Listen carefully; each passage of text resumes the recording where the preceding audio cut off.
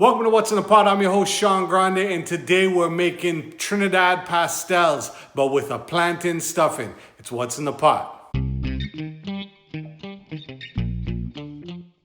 Thank you very much for tuning into What's in the Pot. Now, our first ingredient to start our filling is fried plantain. I'm using a ripe plantain. I fried it. Now we're going to just chop it up into chunks because this is what we're going to use to substitute the meat portion that would be typically in a pastel, beef or chicken or pork or anything like that.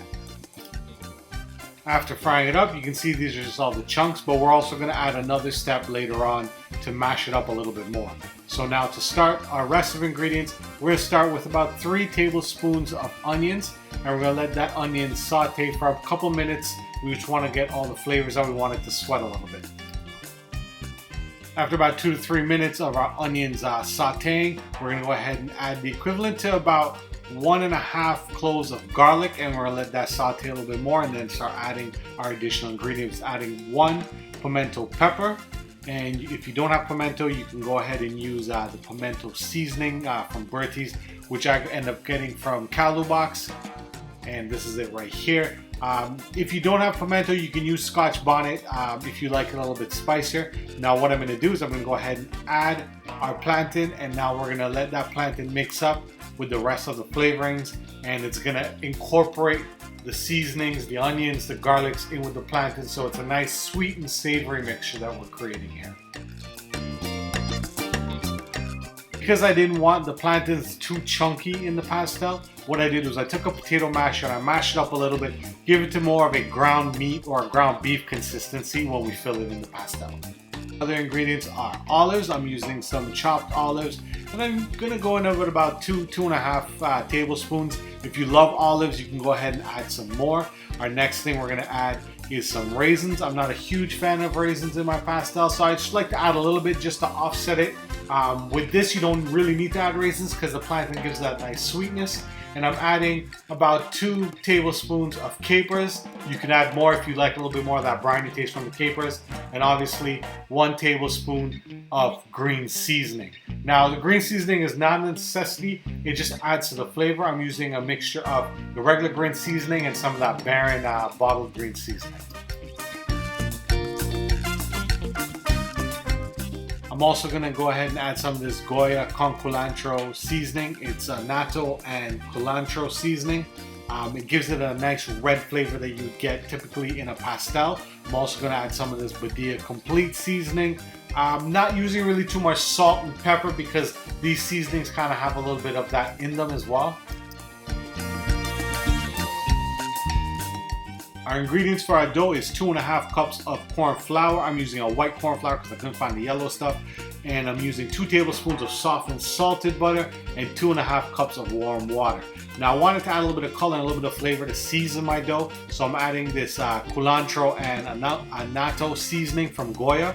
And we're gonna go ahead and mix that up. It's gonna give it a nice red color and actually a little bit of flavor to the dough as well. I'm adding my 2 tablespoons of softened butter. If you have melted butter, you can go ahead and use that. And you just wanna work that into the dough, get that all worked in and nice and soft. Once we've worked that in, we're gonna go ahead and add our water.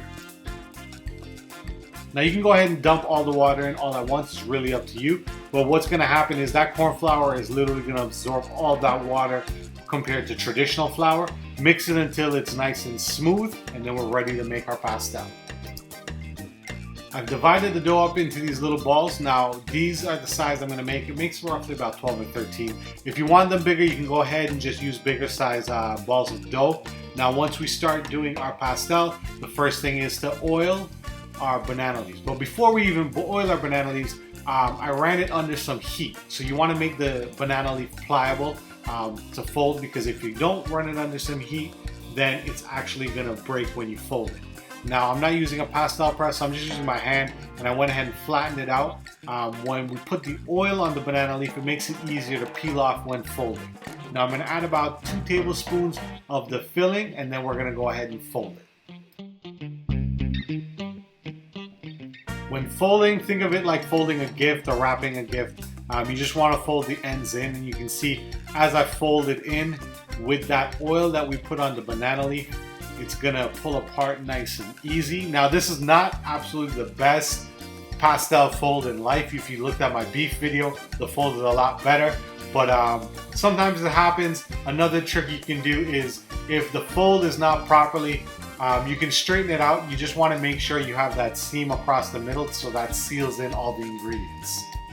Next step is to wrap it into foil, because I'm not using twine, so I'm just going to put it into foil, and we're going to put these to steam pretty much the same way. Wrap it like a gift, and then make sure it's nice and tight and sealed so water doesn't get in.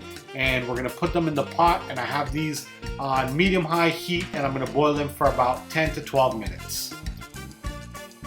So after 12 minutes, the pastel is completely cooked. Now you can also steam the pastels. It takes a little bit longer. If you have a steaming rack, you can put them in. It takes about 20 minutes to steam them. Boiling it when you put them in the foil, it's a lot quicker. It takes about 10 minutes.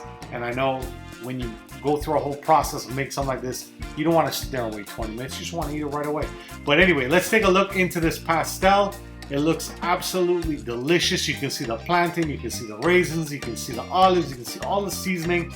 This is my take on a vegetarian version of a pastel. It's nice, sweet, savory. It's almost like a dessert pastel in a way, because you have the sweetness and the saltiness.